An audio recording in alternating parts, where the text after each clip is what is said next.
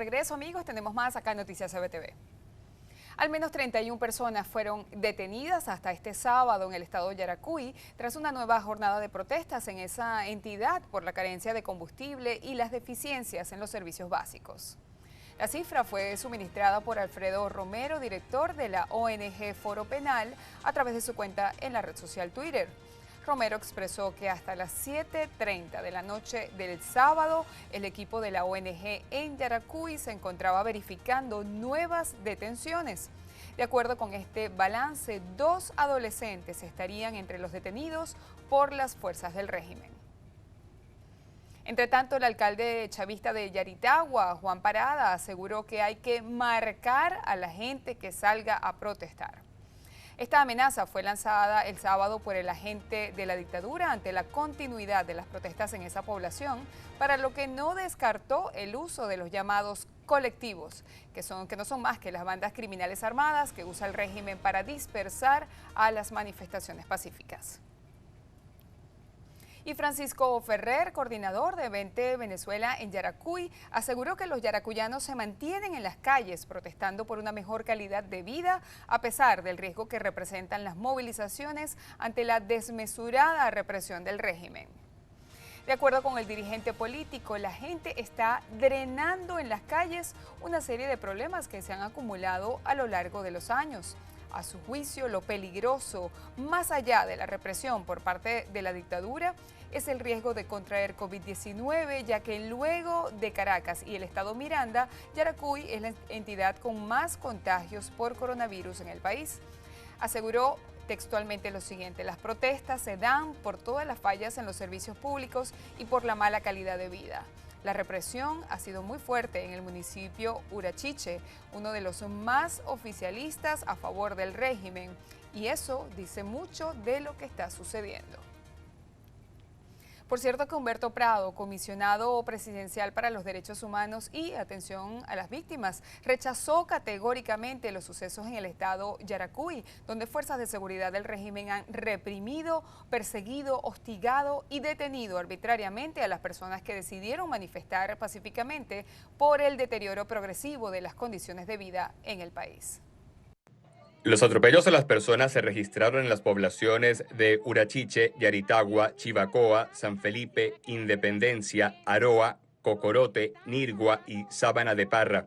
Prado comentó que las manifestaciones espontáneas en esas localidades son consecuencia de la profundización de la emergencia humanitaria compleja que atraviesa el país, el colapso general de los servicios públicos como gasolina, electricidad, agua y gas doméstico, la hiperinflación y el alto costo de la vida, la falta de alimentos y la agudización de la pobreza, los salarios miserables que padece la mayoría de la población, así como la crisis sanitaria por el COVID-19 y la destrucción de la red de hospitales públicos en Venezuela. El comisionado condenó que la respuesta de las fuerzas de seguridad haya sido reprimir, perseguir, hostigar y detener arbitrariamente a los manifestantes. Adicionalmente, reportó la presencia de grupos paramilitares denominados colectivos con armas, motos y vehículos para dispersar las concentraciones, contando con la colaboración de los cuerpos de seguridad del Estado del régimen, como la Policía Nacional Bolivariana, Guardia Nacional Bolivariana, Policía del Estado Yaracuy y policías municipales. Agregó que estas acciones forman parte de una política sistemática de persecución a la disidencia y todas aquellas personas que manifiesten alguna disconformidad con las decisiones del régimen.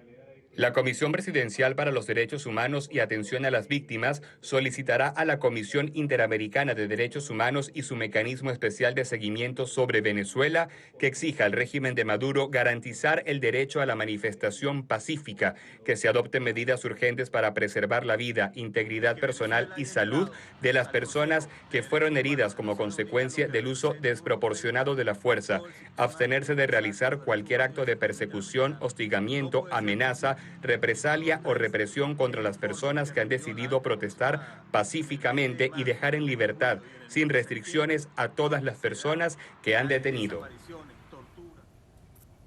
Por su parte, la diputada a la Asamblea Nacional, Manuela Bolívar, destacó que en las últimas 48 horas se registraron más de 40 protestas en todo el país contra el régimen de Nicolás Maduro y contra la crisis humanitaria que ha impulsado.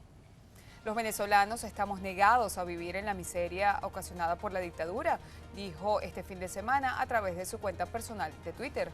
Asimismo, resaltó que a pesar de las brutales represiones por parte de efectivos de la dictadura, los ciudadanos no renuncian a su derecho a la protesta.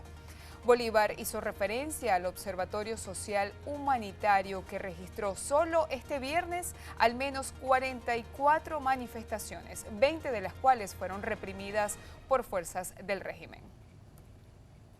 Y en materia electoral, los senadores Marco Rubio y Ben Cardin pidieron a la Unión Europea que rechace las elecciones legislativas fraudulentas que han sido convocadas por el régimen de Nicolás Maduro en Venezuela y que una fuerzas con Estados Unidos a favor de la democracia en el país. En una carta dirigida al alto representante de la Unión Europea para la política exterior, el exministro español Josep Borrell, Rubio y Cardin se mostraron profundamente preocupados por los recientes tratos de países europeos con el régimen de Nicolás Maduro para las próximas elecciones en Venezuela. Los senadores subrayan que Estados Unidos, la Unión Europea, la Organización de los Estados Americanos y el Grupo de Lima deberían colaborar para el regreso de la democracia legítima a Venezuela.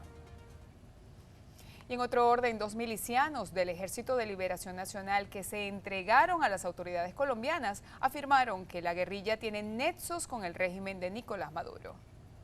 Los hombres que prefirieron entregarse al ejército colombiano por miedo a ser ajusticiados explicaron que en la frontera entre Colombia y Venezuela no hay control. Aseguraron que guerrilleros armados y uniformados cruzan sin problema. Narraron que en una oportunidad conocieron el caso de un ex compañero que se había escapado de sus superiores del ELN. En su fuga lo encontraron funcionarios de la Guardia Nacional Bolivariana que terminaron por devolverlo a los mandos del grupo guerrillero. Finalmente fue fusilado en medio de un llamado consejo de guerra. Entre las violaciones a los derechos humanos mencionan abortos forzados, abusos sexuales y secuestros. Y la madrugada de este domingo falleció en Colombia la periodista Berenice Gómez luego de pelear una larga batalla contra el cáncer.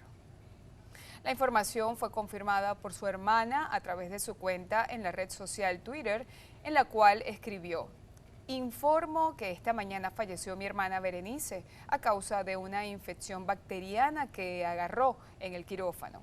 Gracias a todos por su preocupación y por estar pendientes". También conocida como La Bicha, Berenice Gómez Velázquez nació en San Antonio de los Altos, en el estado Miranda. Condujo los programas Los Chismes de La Bicha en Radio Caracas Televisión y La Bicha y la Guayma junto a su hermana Heréndida Gómez en la emisora Radio Caracas Radio.